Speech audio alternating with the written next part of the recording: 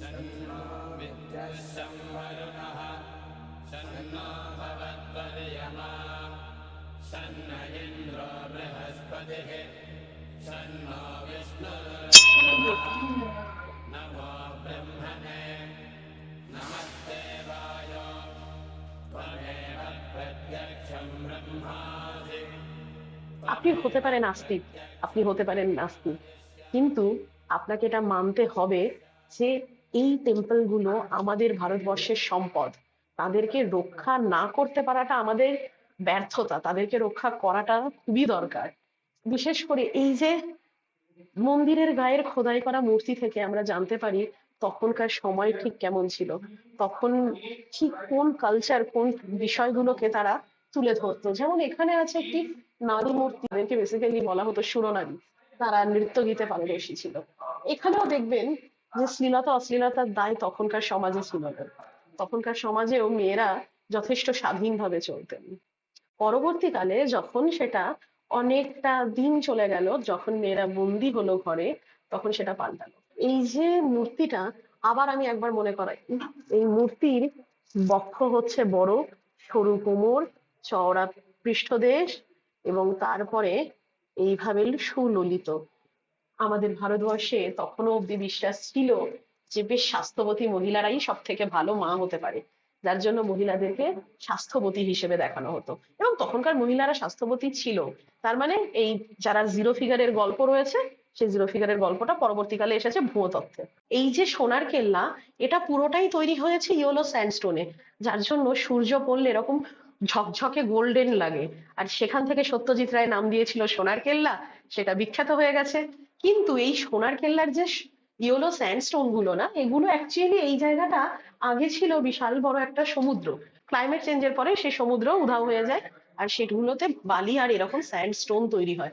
সেই স্যান্ডস্টোন থেকে এইগুলোকে তৈরি, কিন্তু এতে কোনো সিমেন্ট ফিমেন্ট কিছু ব্যবহার করতে হয়নি, সুরকি টুরকি কিচ্ছু না, জাস্ট ইন্টারলকিং পদ্ধতিতে একে তৈরি করা।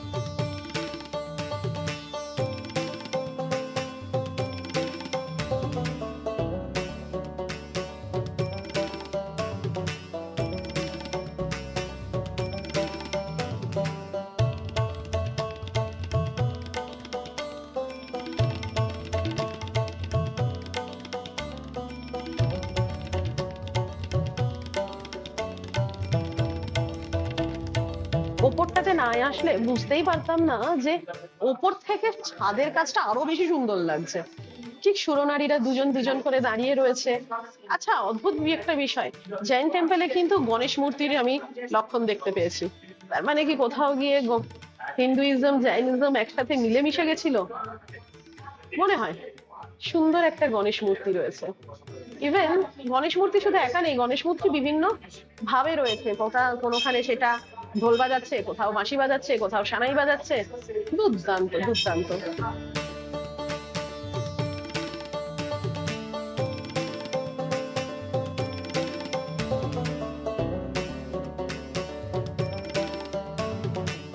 দেশে বোঝা যাচ্ছে না যে এই জৈন টেম্পলটা 1509 সালে প্রতিষ্ঠিত হয়েছিল। এত বছরের পুরনো, তখন না ছিল এত উন্নত কাজ, না ছিল এত উন্নত যন্ত্রপাতি, তারপরেও কি সুন্দর ভাবে শুধু ছেনি হাতুড়ি দিয়ে একে তুলে ধরেছে। সত্যি এই আমার ভারতবর্ষ, এই আমার ভারতবর্ষের আর্কিটেকচার।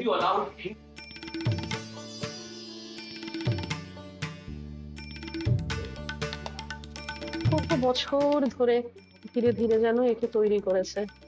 আহা, এই তো স্বর্গের দ্বার, এত সুন্দর করে তৈরি করা মূর্তিগুলো।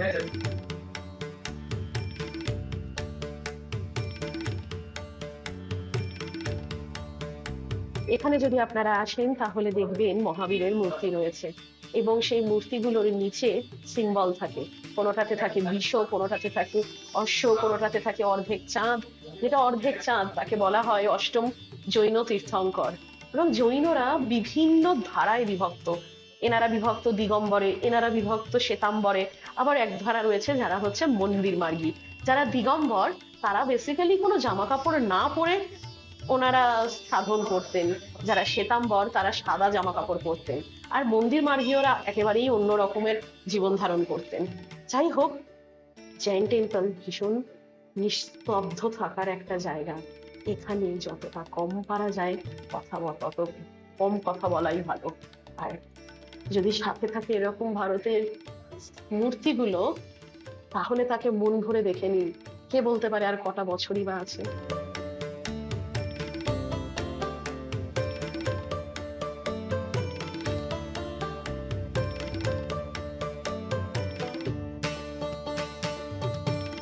এই হলো জৈন টেম্পল, জৈন টেম্পল।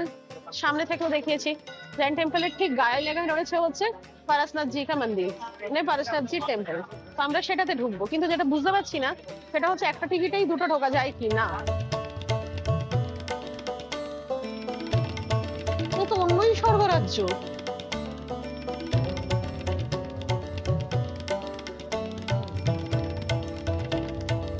ও হো হো হো হো।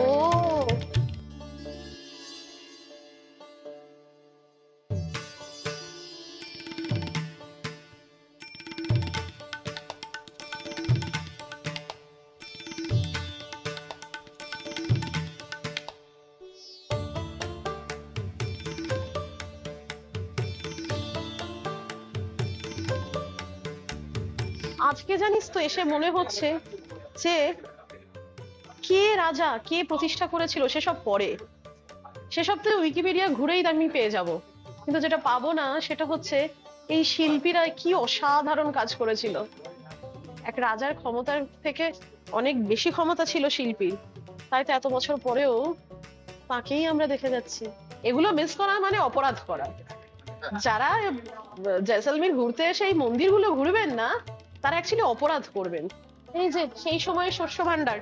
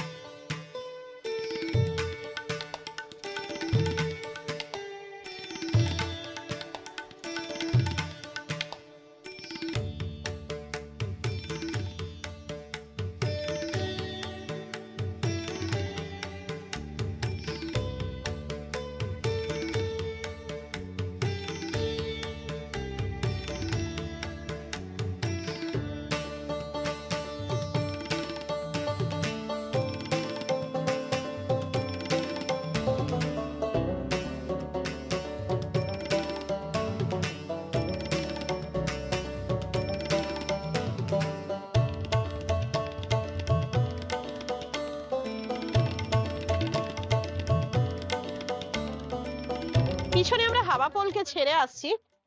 অ্যাকচুয়ালি আমার কি মনে হচ্ছে জানিস, আমি যেন আমার ছোটবেলার স্বপ্নকে এক রাতের জন্য ছুঁয়ে তারপরে নেমে আসছি। হ্যাঁ, স্বপ্নের মতোই ছিল। সত্যি স্বপ্নের মতোই ছিল। আপনারা যারা আমাদের জোশ তেলের স্টেজ। হ্যাঁ, জস্টের স্টে সত্যিই খুব ভালো ছিল। যেমন পরিষ্কার পরিচ্ছন্ন, তেমন ব্যবস্থাপনা, দামও মোটামুটি সাধ্যের মধ্যে। আচ্ছা, একটা কথা না বলে পারলাম না, সেটা হচ্ছে যে এই যে জস্টেলে না, জস্টেলের স্টেতে আমাদের মোটামুটি খরচা কমই হয়েছে, কিন্তু আমরা কোথাওই খরচা নিয়ে ডিটেল কিছু বলিনি। তো আমরা মোটামুটি ডেসক্রিপশনটাতেই লিখে দেব খরচা মোটামুটি কত কি হয়েছে না হয়েছে। প্রত্যেকটা ভিডিওর প্রত্যেকটা পার্টের খরচা হ্যাঁ, ডেসক্রিপশনে থাকবে মোটামুটি খরচা কতটা হয়েছে না হয়েছে। আর কি, আর এবার হচ্ছে আসল কথা। দাঁড়া, সুরাজপল চলে এসেছি, তার আগে আসল কথাটা বলে নি। আমরা এখন চললুম ভুতুরে গ্রাম দেখতে। যদি বেঁচে থাকি ফেরেন দেখা হবে।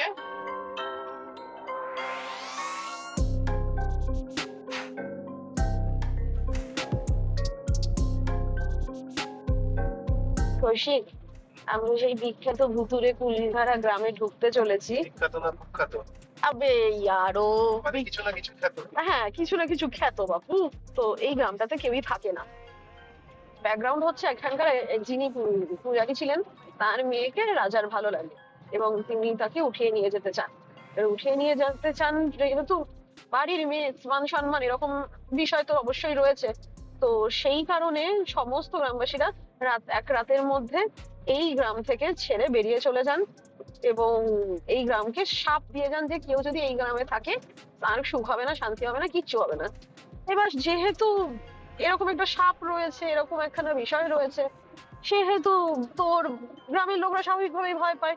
কিন্তু কি যেন বলে ওইটাকে, বল না রে, ভুতুরে ভুতুরে ভুতুরে কিনা আমার ঠিকঠাক আমার লাগছে না, বিষয় লাগছে না। চলে যদি হতো তাহলে আমরা এখনো আসতে পারতাম না। না না, আমার মনে হয় না যে মরে টরে গেছে, ভূত টুত আছে। পরের মধ্যে নামি চল। হ্যাঁ চল, ঝপাত করে নামবো, খপাত করে দৌড়ে পালিয়ে আসবো।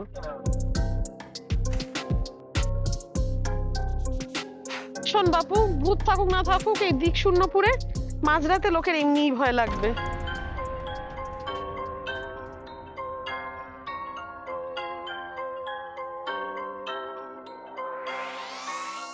আজকে মানে একেবারে মরুভূমির প্রতিশোধ নিচ্ছে। হ্যাঁ, এতদিন ভালো ভালো ওয়েদারে ছিলি, বললে হবে সবসময় ভালো ওয়েদারে থাকবো, কখনো খারাপ ওয়েদারে থাকবো না। হ্যাঁ,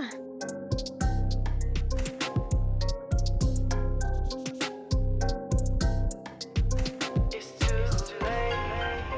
You're in the dark side. Don't make a move or they will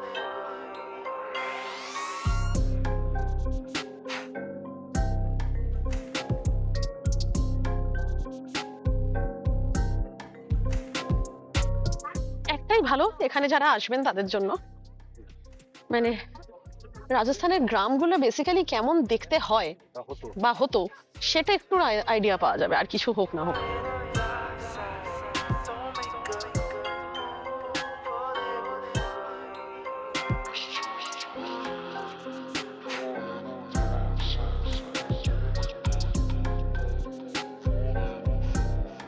কেন গেছে বলবো?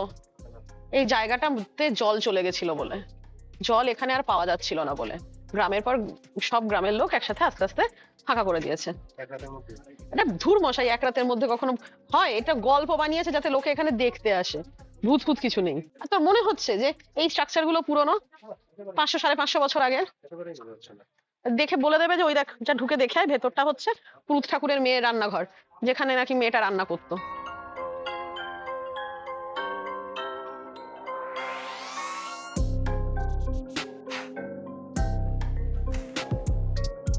তার মানে কি বোঝা গেল? কি বোঝা গেল? সেটা হচ্ছে এই পুরনো হোক নতুন হোক, যে ঘরটায় ঢুকেছিলাম ওটাই হচ্ছে পুরুত ঠাকুরের ঘর। না ভাই, কেউ ঠিক করে কিছু বলতেই পারে না কোনটা কার ঘর। এই তুই বলছিস 400-500 বছর আগেকার, ততদিনের কেউ বেঁচে নেই, কি করে বলবে? এটা তো ভাবাটাই অস্বাভাবিক যে আরে বলবে। হ্যাঁ, অনেক অনেক নতুন স্ট্রাকচার আছে, প্রচুর নতুন স্ট্রাকচার, এগুলো নতুন স্ট্রাকচার। হুম। যাই হোক, সেটা বড় কথা না। বড় কথা হচ্ছে এরকম একটা হিস্ট্রি, এরকম একটা হুম। স্টোরি এখানে প্রচলিত আছে, যেটা আমরা দেখতে এসেছি, আমরা খুঁজতে এসেছি স্টোরিটা। হ্যাঁ, কিন্তু এখান দিয়ে কি একটা ভূতের ভূতের গ্রামের মন্দির? না, মন্দিরটা আগে গ্রামে ছিল, ভূত পরে দখল করেছে। চ দেখে আসি। কিন্তু মন্দির ভূত দখল করেছে। হ্যাঁ, ভূত কি করে মন্দির দখল করলো? চ দেখে আসি। It's too late. You're in the dark side. Don't make a move or they will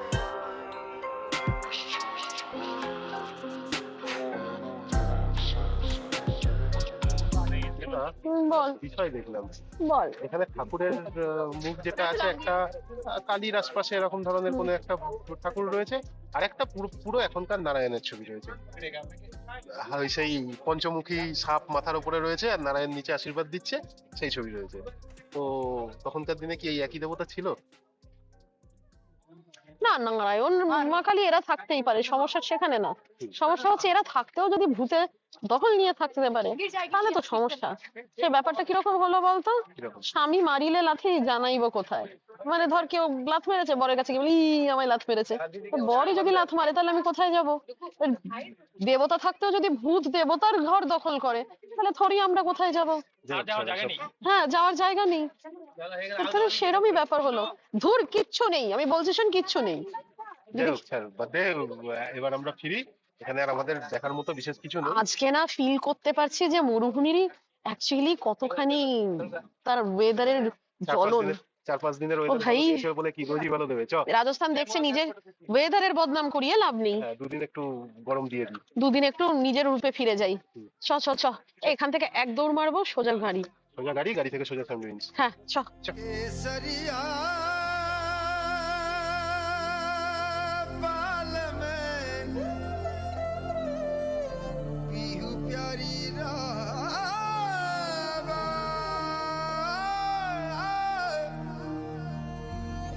जियावानी सा আর কখনো বলবো না যে রাজস্থানের আবহাওয়া খুব ভালো। সরি রাজস্থান, ভুল হয়ে গেছে। যাই হোক, স্যান্ডডিউন্সে পৌঁছে গেছি। স্যান্ডডিউন্সে পৌঁছে বুঝলাম ক্যাম্প মানে এখানে শক্তপোক্ত স্ট্রাকচার। আমাদের ওখানকার মতন শুধু তাঁবু খাটানো নয়, এবং তাতে আবার এত শক্তপোক্ত যে খাটগুলো অব্দি তোর সিমেন্টে গাঁথা, আর তার উপরে ইয়াম মোটা মোটা সব গদিগুলোকে পেতে রাখা। কিন্তু যেটা না বললেই নয়, এই ঘোর গরমে এই ছায়াতে ঢুকেই ঘর ঠান্ডা। ওই যে কুলারটা, ওই কুলারটা চূড়ান্ত ঠান্ডা করছে। हरे दे আমরাও চিল্লাতে চিল্লাতে যাই।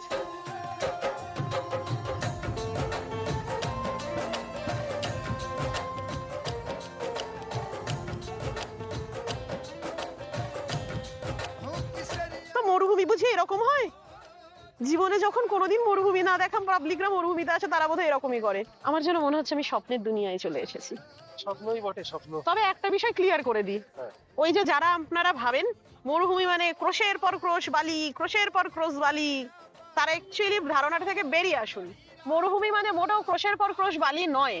আপনি মরুভূমির একেবারে স্যান্ডডিউন্সের মাথায় যখন দাঁড়িয়ে থাকবেন, আপনার চারিদিকে দেখতে পাবেন অসংখ্য কাঁটা ঝাড়, কাঁটা ঝোপ, এই সমস্ত জিনিসগুলো রয়েছে। তার মানে মরুভূমির মাঝে মাঝে এরকম ঝোপঝাড় আপনি থর মরুভূমিতে দেখতেই পাবেন। তবে হ্যাঁ, যেটা অবশ্যই বলবো সেটা হচ্ছে যে এই যে স্যান্ড ডিউনস গুলো কোথাও ভেঙে গেছে, কোথাও উঁচু হয়ে রয়েছে, এই জিনিসগুলো দেখতে ভীষণ ভালো লাগে। তবে আমরা একেবারেই কোনো পশুর ওপরে চড়াকে প্রমোট করব না, যার জন্য আমরা উঠে চড়বো আমরা না, যার জন্য উঠে চড়বো, যেটা আমাদের ক্যাম্প থেকে কমপ্লিমেন্টারি ছিল। কমপ্লিমেন্টারি ছিল, কিন্তু আমরা উঠে চড়ছি না। তবে হ্যাঁ, এটা অবশ্যই বলবো, সেটা হচ্ছে যে মরুভূমি এসে না মরুভূমিতে নাচানাচি করার জায়গা নয়। মরুভূমি এসে মরুভূমিকে সানসেট দেখার জায়গা, মরুভূমিতে চুপটি করে বসার জায়গা, বালিগুলোকে হাতের কাছে নিয়ে খেলা করার জায়গা। এটা বোঝার সময় যে মরুভূমি একসময় সমুদ্র ছিল। যাই হোক, এই যে চলমান জীবন এবং এই চলমান জীবনের সাথে কোথাও গিয়ে আমাদের মরুভূমিটা ভীষণ রকম এক করে দিচ্ছে। এর একটা আলাদা মাধুর্য আছে, যেটা না আপনি এখানে এসে জোরে বাইক চালিয়ে পাবেন, না আপনি উটের পিঠে চড়ে পারবেন। আমরা আসলে ওই দিকটায় যাব। প্রচুর ভিড় হয়ে রয়েছে ওই দিকটাতে, কারণ ওই দিকটা বেসিক্যালি সানসেট পয়েন্ট।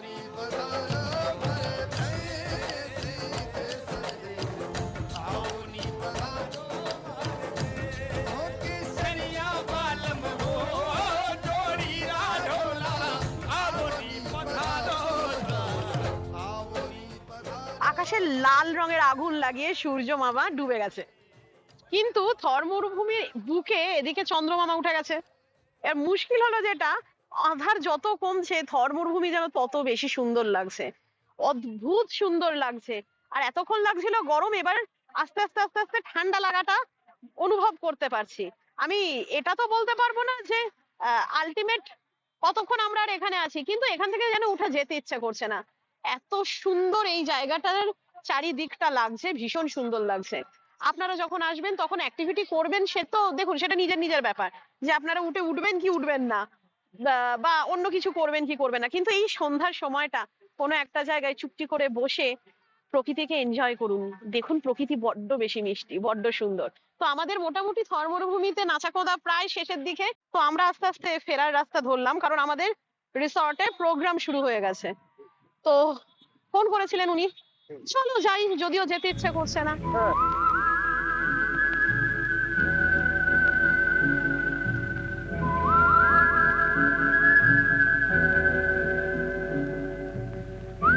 মরু বিজয় করে আসার পরে ওয়েলকামটা ভালো ছিল, ঢাকঢোল বাজিয়ে কপালে সিঁদুরের টিপ দিয়ে, যাও ভাই তোমাকে আমরা বলি করার জন্য প্রস্তুত করে দিয়েছি, তোমরা মরুভূমি জয় করে এসেছো।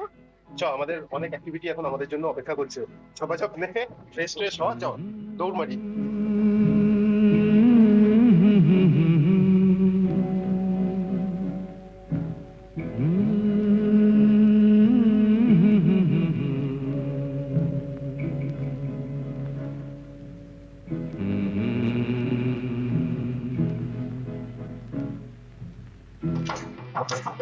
गजला मोहब्बत वाला अखियां में सहला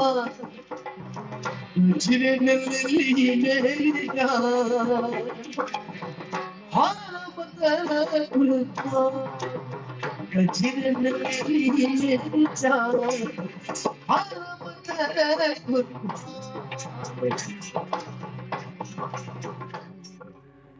না, একটা মানুষের ছোট ছোট কিছু ড্রিম থাকে। তো আমার একটা এরকম ড্রিম ছিল যে মরুভূমির মাঝখানে আমি ক্যান্ডেল লাইট ডিনার করবো। তো আমি আমার ড্রিমটা পূরণ করতে চলেছি। তো এটা আমার জন্য একটা বিশাল ব্যাপার। আকাশে চাঁদ আছে, মরুভূমি, মরুভূমির মাঝখানে ক্যান্ডেল লাইট ডিনার। শুধু একটাই দুঃখের বিষয়, কি বিষয়? ভেজ। ঠিক আছে, জেসমিন দেশে যাচ্ছে। হ্যাঁ, সেটা তো বটেই, তা কি করা যাবে। যাই হোক, পুরো ব্যবস্থা দুর্দান্ত ব্যবস্থা, দুর্দান্ত। মানে কি বলবো, কিছু ঠিক বলার মতন জায়গাতেও আমি নেই। আর তেমন হচ্ছে মরুভূমিতে এই সন্ধ্যার পরে একটা মৃদু মৃদু হাওয়া বইছে। এখন মনে হচ্ছে যদি একটা চাদর টাদর আনতাম বোধহয় ভালো করতাম। মানে কি বলতে কৌশিক, মানুষের জীবনের সমস্ত ইচ্ছেগুলোকে বোধহয় পূরণ করে নেওয়া ভালো। অবশ্যই, জীবন তো একটাই। জীবন তো একটাই। কে জানে এর পরের জীবনে যদি মানুষ না হয়ে পাখি হই, শুধু তো উড়েই বেড়াতে হবে, তখন কি হবে? যদি কুকুর হোস। তুই কি আমার জন্য কখনো কিছু ভালো বলতে পারিস না রে?